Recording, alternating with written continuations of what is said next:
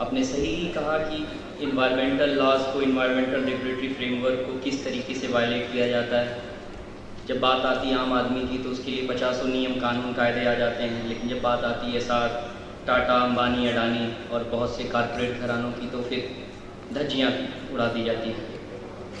और एक हम आपको सूचना देना चाहते हैं कि इसके बाद एक हमारा 75 मिनट का स्लॉट था, जिसको अब हम कंक्लूडिंग सेशन, नेक्स्ट सेशन सत्र जो दूसरा सत्र होगा उसके अंतिम में कंक्लूडिंग सेशन से पहले रखेंगे, जिसमें आप जो लोग जिन्होंने कल नाम दिया था वो अपनी बात को कायदे से अच्छी तरह से रख पाएंगे।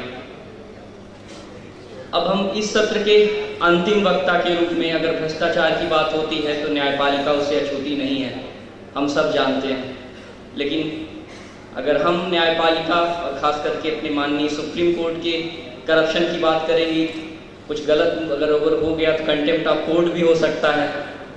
तो मुझे लगता है उसके लिए हम एक ऐसी वैसी शख्सियत नहीं, बल्कि एक किसी खास शख्सियत, और उसको आप शायद समझ सकते हो कि उसके अलावा कोई नहीं उस पर आवाज़ उठा सकता, क्वेश्चन मार्क रख सकता, कर सकता। तो मैं चाहूँगा प्रशांत जी आएँ और करप्शन इन जुडिशरी की बात करते हैं। बहुत बहुत शुक्रिया।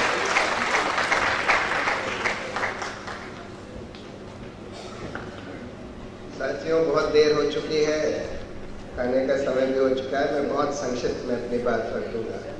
आप लोग सब जानते हैं कि न्यायपालिका हमारे सिस्टम और भ्रष्टाचार के खिलाफ जो संस्थाएं बनाई गई हैं उसका एक बहुत अहम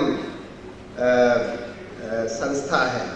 क्योंकि न्यायपालिका में सिर्फ ये नहीं होता कि एक तो खैर ये काम होता है कि भ्रष्टाचार के खिलाफ जिन लोगों के खिलाफ केस चलाए जाते हैं उनका निवारण अल्टीमेटली न्यायपालिका में होता है और वही सज़ा देती है। तो अगर न्यायपालिका ठीक ना फंक्शन करे, सालों साल केस लंबित रहे, भ्रष्टाचार से फैसले हो जाए, तो फिर वो असल में सज़ा तो किसी को फिर होती नहीं।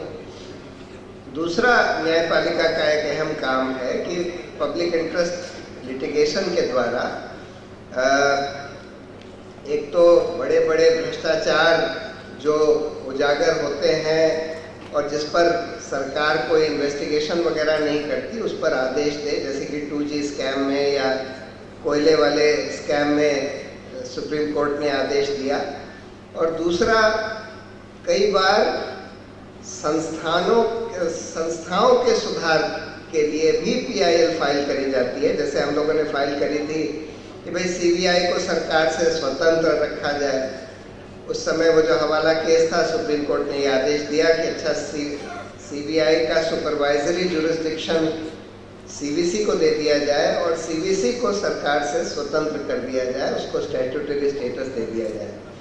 इसी तरह से हम लोगों ने कई और विसल ब्लोअर के लिए भी सुप्रीम कोर्ट में PIL वगैरह फाइल करी थी। तो इसलिए सुप्रीम कोर्ट और हाई कोर्ट्स और पूरा न्यायिक व्यवस्था जो है एक बहुत ही इम्पॉर्टेंट अंग है इस भ्रष्टाचार के खिलाफ लड़ाई का। लेकिन हम ये देख रहे हैं कि न्यायपालिका की हालत बहुत खराब है। पहली बात तो आम आदमी तो न्यायपालिका में प्रवेश ही नहीं कर पाता, क्योंकि उसके पास वकील को एंगेज करने के पैसे नहीं होते। अगर वो प्रवेश कर भी पाता है तो उसका केस सालों साल, दसियों साल लंबित रहता है, फैसला नहीं होता। अगर फैसला होता भी है तो कई बार गलत फैसला हो जाता है, क्योंकि भ्रष्टाचार की वजह से या फिर बहुत सारे जज जो हैं उनकी समझ कानून के बारे में ठीक नहीं होती। क्योंकि न्यायपालिका में हर तरह के जज हैं, बहुत सारे ऐसे भी हैं जिनकी समझ ठीक नहीं है, जिसका सारा रिक्रूटमेंट वगैरह ठीक से नहीं हो रहा। तो भ्रष्टाचार जो है न्यायपालिका में, इसके दो मुख्य कारण हैं। पहला तो ये कि जो जिस तरह से जजों की नियुक्ति होती है, चयन होता है, उसमें कोई सिस्टम नहीं बना हुआ है, कोई पारदर्शिता नहीं है, कोई क्राइटेरिया नहीं बना हुआ है और बिल्कुल आर्बिट्ररी तरीके से धक्कड़ पेल में जो जज आजकल को कोलिजियम कहते हैं, जो सीनियर जज जजों का एक समूह होता है, वो लोग अपने आप जिसको चाहे कर देते हैं और इसमें भाई भतीजावाद भी बहुत चलता है। तो एक तो ये बहुत बड़ी प्रॉब्लम है, क्योंकि इसमें नियुक्ति में पारदर्शिता होनी चाहिए, कम से कम कोई क्राइटेरिया बना होना चाहिए कि भाई किस आधार पर आप जजेस को सेलेक्ट कर रहे हैं। अभी तक तो इन्होंने कोई क्राइटेरिया ही नहीं बनाया हुआ है। अब कुछ बोला है कि हम कुछ करेंगे, लेकिन अभी तक तो कुछ किया नहीं गया है। दूसरा जो कारण है, और इसकी वजह से, क्योंकि ये आर्बिट्ररी तरीके से नियुक्तियां होती हैं, इसकी वजह से बहुत सारे गलत लोग जज बन जाते हैं, भ्रष्ट लोग भी बन जाते हैं, और कई नासमझ लोग भी बन जाते हैं, और कई बार बनने के बाद, जज बनने के बाद भ्रष्ट हो जाते हैं, क्योंकि कोई वहां जवाबदेही नहीं। न्यायपालिका में जवाबदेही बिल्कुल नहीं है, जीरो के समान है। कार्यपालिका और विधायिका में तो कम से कम एक ये जवाबदेही है कि हर 5 साल में चुनाव होता है। कार्यपालिका में कुछ जवाबदेही है कि भाई पुलिस जो है भ्रष्टाचार के खिलाफ या सीबीआई इन्वेस्टिगेशन कर सकती है, कुछ तो है। लेकिन जहां तक न्यायपालिका की बात है, वहां तो एक बार अगर कोई जना जज बन गया तो उसके खिलाफ आप कुछ नहीं कर सकते। अगर वो कोर्ट में खड़ा होकर और बोले कि भाई बोली लगाओ, कौन आदमी हमको ज्यादा पैसे देगा, उसके हक में मैं फैसला कर दूंगा, तब भी आप उसके खिलाफ कुछ नहीं कर सकते, क्योंकि कोई सिस्टम बनाया नहीं गया है जजों के खिलाफ कंप्लेंट देने का। सिर्फ इम्पीचमेंट एक तरीका है, और इम्पीचमेंट के लिए 100 एमपी या 100 लोकसभा के या 50 राज्यसभा के एमपी के दस्तखत कराने पड़ते हैं, तब इम्पीचमेंट का प्रोसेस शुरू होता है। उसके बाद फिर स्पीकर या वाइस चेयरमैन उसको मोशन को एडमिट करना पड़ता है, तब फिर एक जजेस इंक्वायरी कमेटी वगैरह बनती है। आमतौर पर हम लोगों ने ये देखा है, क्योंकि हम लोग इसको काफी भुगत चुके हैं, कि एमपी लोग तब तक इम्पीचमेंट मोशन नहीं साइन करते जब तक आपके पास ठोस सबूत होने चाहिए। सबसे पहली बात कि ये जज भ्रष्ट है, उसके ठोस सबूत। लेकिन सिर्फ वो काफी नहीं है, जब तक वो मामला एक पब्लिक स्कैंडल ना बन गया हो, यानी कि उसका अखबार में खूब प्रचार हो गया हो कि भाई ये जज ने तो इतना भ्रष्टाचार किया, इसने इतनी संपत्ति इकट्ठा कर ली वगैरह वगैरह, तब तक एमपी लोग जो हैं इम्पीचमेंट मोशन पर मैंने ये देखा है कि वो दस्तखत नहीं करना चाहते, क्योंकि वो डरते हैं उनके केस भी न्यायपालिका में लंबित होते हैं, उनके पार्टी के, तो इसलिए वो उसको नहीं करना चाहते। हम लोग बहुत दिन से ये मांग कर रहे हैं कि जुडिशल कंप्लेंट्स अथॉरिटी या जुडिशल कंप्लेंट्स कमीशन बनना चाहिए, जो कि सरकार से भी स्वतंत्र हो, न्यायपालिका से भी स्वतंत्र हो। जैसे कि इलेक्शन कमीशन जैसे एक संस्था है जो कि स्वतंत्र है, सीएजी भी एक संस्था है जो स्वतंत्र है, इस तरह से एक और संस्था कम से कम 5 मेंबर्स की बननी चाहिए, जिसमें कोई भी नागरिक किसी जज के खिलाफ कंप्लेंट भेज सके और वो उसको देखकर उसकी तहकीकात करवाकर, और फिर अगर उनको लगता है कि इसमें कुछ सब्सटेंस है तो उस जज का ट्रायल होल्ड करके और उसको बर्खास्त करवा सके। तो एक तो ये बहुत ज़रूरी चीज़ है। दूसरा इन्होंने ये किया कि एक फैसला दे दिया वीरास्वामी के केस में सुप्रीम कोर्ट में, जिसमें ये बोल दिया कि किसी जज के खिलाफ कोई एफआईआर भी नहीं दर्ज हो सकती जब तक कि चीफ जस्टिस अपनी लिखित कंसेंट ना दे। यानी कि कोई जज कितना भी भ्रष्टाचार कर ले, बलात्कार भी कर दे, खुलेआम कर दे, पकड़ भी जाए, लेकिन उसके खिलाफ आप एफआईआर भी नहीं दर्ज कर सकते जब तक चीफ जस्टिस ऑफ इंडिया की परमिशन नहीं ले लेते। और हम लोगों ने ये भी देखा कि चीफ जस्टिस ऑफ इंडिया, अगर हाँ बड़ा पब्लिक स्कैंडल हो गया हो, तब तो chief justice of India permission दे देगा। लेकिन अगर पब्लिक स्कैंडल ना हुआ हो, यानी कि उस चीज का प्रचार ना हुआ हो, आपके पास ठोस सबूत है कि इस जज ने बहुत बेईमानी करी या कुछ बहुत गलत काम किया, कोई क्रिमिनल काम किया, लेकिन फिर भी हमने ये देखा है कि चीफ जस्टिस आमतौर पर परमिशन नहीं देते।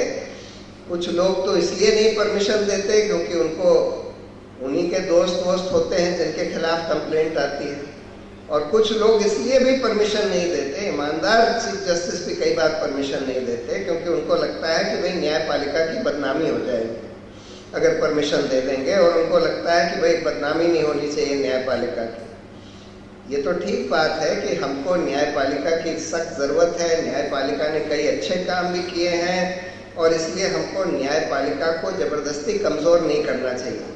लेकिन इसका ये मतलब नहीं है कि न्यायपालिका में जो भ्रष्टाचार हो रहा है, जो कि बहुत हो रहा है, हम लोगों ने मैंने एक बार अपने इंटरव्यू में बताया था कि पिछले 16-17 चीफ जस्टिस में से कम आधे भ्रष्ट थे। उसके बाद जब मेरे खिलाफ कंटेम्प्ट नोटिस फाइल किया गया तो मेरे पिताजी ने तो सारे नाम लिख कर दे दिए कि देखिए ये 16 पिछले चीफ जस्टिस थे और इनमें से ये 8 थे जिनके बारे में मैं पक्का कह सकता हूँ कि ये भ्रष्ट थे। तो और एक बार ट्रांसपेरेंसी इंटरनेशनल ने स्टडी करी थी जिसमें ये पाया गया था कि न्यायपालिका को जनता समझती है कि ये पुलिस के बाद सबसे भ्रष्ट संस्था है हिंदुस्तान में। तो भ्रष्टाचार की बहुत बड़ी प्रॉब्लम है। जैसे मैंने बोला, एक तो ये प्रॉब्लम है कि कोई ऐसी बॉडी नहीं बनाई गई, कोई अथॉरिटी नहीं बनाई गई जिसमें लोग कंप्लेंट कर सकें और जो जजों के खिलाफ तहकीकात करके उनके खिलाफ एक्शन ले सकें। दूसरा कि आप एफआईआर भी नहीं दर्ज कर सकते जब तक चीफ जस्टिस ऑफ इंडिया की परमिशन ना हो जाए। तीसरा, आपके पास जज के खिलाफ पूरे सबूत हों फिर भी आप उसको उजागर नहीं कर सकते क्योंकि कई बार कोर्ट ये मानते हैं कि ये कंटेम्प्ट हो जाएगा, कंटेम्प्ट ऑफ कोर्ट हो जाएगा अगर आपके पास सबूत है। जबकि कंटेम्प्ट ऑफ कोर्ट एक्ट में एक संशोधन कर दिया गया जिसमें पहले तो ये कहा जाता था कि भाई आपके पास ठोस सबूत भी हो तब भी अगर आप जज के खिलाफ बोलेंगे तब भी कंटेम्प्ट होगा। अब संशोधन ये कर दिया गया कि नहीं, अगर आप ये एस्टैब्लिश कर सकें कि जो आपने बोला है वो सही है तब कंटेम्प्ट ऑफ कोर्ट नहीं होगा। लेकिन आमतौर पर ये देखा गया है कि जज लोग कई बार कंटेम्प्ट नोटिस इशू कर देते हैं और उस बेचारे आदमी को रगड़ देते हैं, उसको कई बार जेल भेज देते हैं, कई बार उससे अपॉलॉजी ले लेते हैं कि भाई हमने जो बोला था उसको हम विड्रॉ कर रहे हैं। तो ये एक तीसरी प्रॉब्लम है जिसकी वजह से न्यायपालिका में जो भ्रष्टाचार है वो उजागर भी नहीं हो पा रहा। आखिरी प्रॉब्लम ये राइट टू इंफॉर्मेशन की आ गई है। देखिए, सूचना के अधिकार के कानून के तहत न्यायपालिका भी एक पब्लिक अथॉरिटी है जिसको अपनी सूचना देनी चाहिए, इसमें कोई दो राय हो ही नहीं सकती। लेकिन हमने ये देखा कि जब जब न्यायपालिका से हम कोई इंफॉर्मेशन मांगते हैं, हाल में एक केस हुआ कि हमने उनसे सिर्फ ये मांगा कि भाई आप ये बताइए कि आपके कितने जजमेंट्स कितने साल से पेंडिंग हैं और किन जजों ने वो जजमेंट रिजर्व किए हैं, किन्होंने उसकी सुनवाई करी और अभी तक कितने साल तक जजमेंट नहीं दिया है, इसकी सूचना हमको दीजिए। उसके बारे में इंफॉर्मेशन कमीशन ने बोला कि ये देनी पड़ेगी। हाई कोर्ट के भी सिंगल जज ने बोला कि देनी पड़ेगी, लेकिन हाई कोर्ट के डिवीजन बेंच ने बोल दिया कि नहीं देनी पड़ेगी और सुप्रीम कोर्ट ने भी बोल दिया कि नहीं देनी पड़ेगी। जितने भी बार हम सूचना सुप्रीम कोर्ट या हाई कोर्ट से मांगते हैं, हम ये देखते हैं कि हर एक केस हाई कोर्ट या सुप्रीम कोर्ट में ही जाकर अटक जाता है और हाई कोर्ट और सुप्रीम कोर्ट अपने ही हक में ये बोल देते हैं कि हाँ भाई, सूचना का अधिकार और लोगों के लिए तो बड़ा अच्छा है लेकिन हमारे लिए तो नहीं होना चाहिए। तो इस वजह से ये सारी प्रॉब्लम है हमारे सिस्टम में, और इसलिए भ्रष्टाचार का जो आंदोलन इस देश में चलना चाहिए उसका एक बहुत बड़ा अंग न्यायपालिका में भ्रष्टाचार, न्यायपालिका में पारदर्शिता। हम लोग ये बहुत दिन से मांग करते हैं कि भाई कोर्ट की वीडियोग्राफी होनी चाहिए जिससे कि लोग देख सकें कि कोर्ट में क्या हुआ था, उससे सबको फायदा होगा। कई बार इस पर विवाद हो जाता है कि वकील ने ये बहस करी कि नहीं करी। कई बार वकील लोग दंगा करते हैं कोर्ट में, वो भी दिख जाएगा। तो उसको भी नहीं मान रहे। और खेद की बात यह है कि अभी सरकार ने चीफ जस्टिस को लिखा है कि भाई हमको कम से कम डिस्ट्रिक्ट कोर्ट्स की वीडियोग्राफी करने दीजिए। यानी कि आज ये हालत हो गई है कि सरकार ये अब मांग कर रही है और न्यायपालिका कह रही है कि नहीं जी, हमारी वीडियोग्राफी तो हमारे कोर्ट की तो नहीं हो सकती। तो इसलिए न्यायिक सुधार और न्यायिक जवाबदेही ये हमारे एंटी करप्शन कैंपेन का एक बहुत इम्पोर्टेंट हिस्सा होना पड़ेगा, क्योंकि न्यायपालिका एक बहुत ही इम्पोर्टेंट इंस्टीट्यूशन है जो हम सबको चाहिए, पूरे देश को चाहिए कि ये ठीक से फंक्शनिंग हो, अपना काम एकदम स्वतंत्रता के साथ कर सकें, ईमानदारी के साथ कर सकें, दृढ़ता के साथ कर सकें। आखिरी में एक सूचना देना चाहता था कि एक हम लोगों का संस्था है, हम लोगों की संस्था वहाँ पालमपुर हिमाचल में, जिसका नाम है संभावना। वहाँ पर हम लोग कई तरह के जनहित के वर्कशॉप्स और प्रोग्राम्स होते हैं। एक प्रोग्राम एक्टिविस्ट के लिए हम लोगों ने शुरू किया है, जो कि अभी तो 15 दिन का होता है, धीरे धीरे करके उसको हम लोग बढ़ाएंगे, जिसको बुनियाद हम लोग कहते हैं।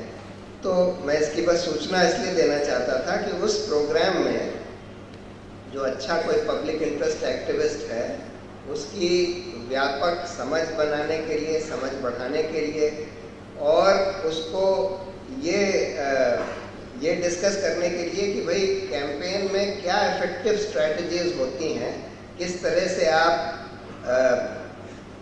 पब्लिक पॉलिसीज़ को, सरकार की नीतियों को इन्फ्लुएंस कर सकते हैं, किस तरह से आप और कैंपेन कर सकते हैं कि सरकार में भ्रष्टाचार वगैरह रोका जा सके।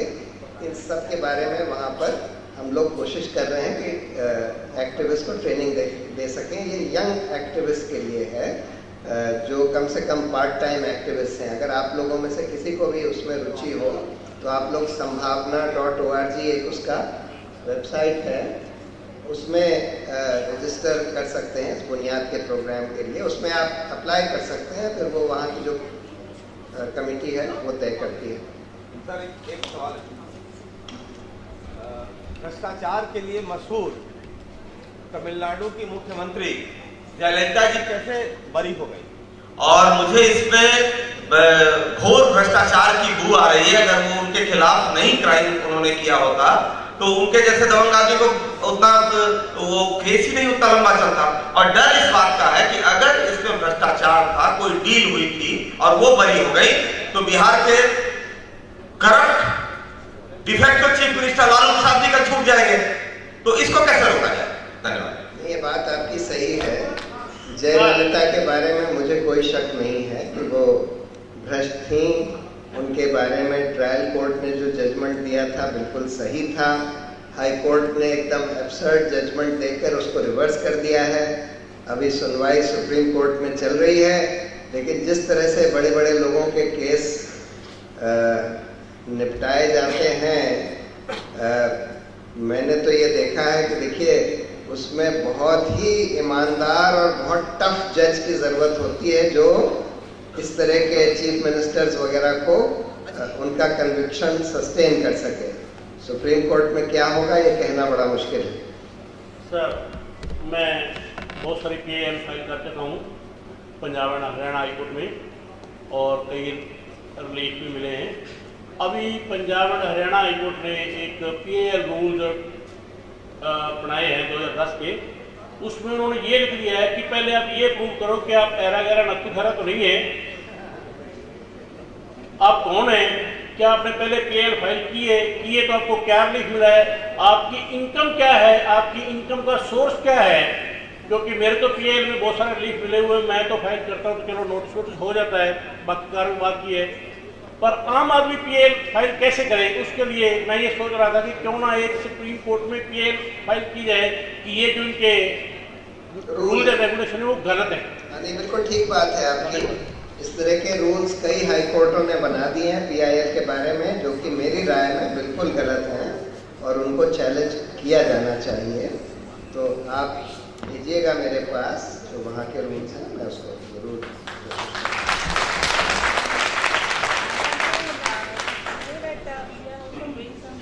Hello. Around social issues like various. So I have seen that the judges, एक corruption का ये है कि judges जो है उनकी appointment का issue है. दूसरा एक issue और भी है, वो ये है कि भाई उनका जो discretionary power है, judges की बहुत wide power है. तो उसको individually एक judge क्या decision लेता है case के ऊपर, that might vary from what the other judge does. So I think we have a very important and particular issue. When you address this case, codify more and more so that the room for movement to the judges. Actually कल मेरे father ने इसके बारे में थोड़ा सा बोला था. उन्होंने जो आप कह रहे हैं ना, इससे बिल्कुल विपरीत बात बोली थी. उन्होंने ये बोला था, देखिए संविधान में आर्टिकल 226 और आर्टिकल 32 में हाई कोर्ट और सुप्रीम कोर्ट को बहुत वाइड पावर दी गई है सरकार को जनहित में कोई भी आदेश देने की. जनहित में मतलब जहाँ पर लोगों के मौलिक अधिकारों का हनन हो रहा है. सुप्रीम कोर्ट ने मौलिक अधिकारों का बहुत वाइड इंटरप्रिटेशन कर दिया. धीरे धीरे करके उन्होंने ये बोल दिया कि मौलिक अधिकार का पर्यावरण भी मौलिक अधिकार है. ये जो भी चीज़ें आपको एक डिग्निफाइड लाइफ लीड करने के लिए ज़रूरत है वो सब आपके मौलिक अधिकार हैं, ये बोल दिया उन्होंने. उसकी वजह से वो उनको ये पावर मिल गई है कि वर्चुअली किसी भी तरह का आदेश दे सकें. मेरे फादर कल ये कह रहे थे कि ये पावर ज़रूरी है क्योंकि जब सरकारें भ्रष्ट आधार पर काम करती हैं या लोगों के अधिकारों का हनन करती हैं तो कोर्ट को ये पावर होनी चाहिए कि उसको ठीक कर सके. लेकिन जवाबदेही ज़रूर होनी चाहिए. अगर कोई जज, कई बार आप ठीक कह रही हैं कि जज जो है बिल्कुल मनमानी करने लगते हैं, जो कि किसी भी हालत में कोई भी जो लॉ लेट डाउन है उसके साथ पटरी नहीं खाता. जो कानून बना है, जो सुप्रीम कोर्ट के पुराने जजमेंट्स हैं उसके साथ पटरी नहीं खाता. जज बिल्कुल मनमानी करने लगते हैं. उसका ठोस उपाय यही है कि एक कंप्लेंट्स अथॉरिटी जरूर होनी चाहिए जहां आप कंप्लेंट कर सकते हैं कि भाई देखिए ये जज तो बिल्कुल मनमानी कर रहा है, इसने कैसा ऑर्डर पास कर दिया. उसके ऑर्डर के बारे में भी वो अथॉरिटी देख सके कि भाई इसने जो ऑर्डर पास किया है ये अपनी अथॉरिटी का मिसयूज कर रहा है कि नहीं. तो वो उसका प्रशांत जी, मैं एक सवाल जो पूछना चाहूँगा. मेरा नाम अश्विनी कुमार है और मैं ये सवाल जो है वो संविधान की जो एक धारा है 348 जो हमारी न्यायपालिका की भाषा को निर्धारित करती है. अब एक ट्रांसपेरेंसी की काफ़ी बात हुई कि यदि वीडियोग्राफी हो, ये सारी चीज़ें हो.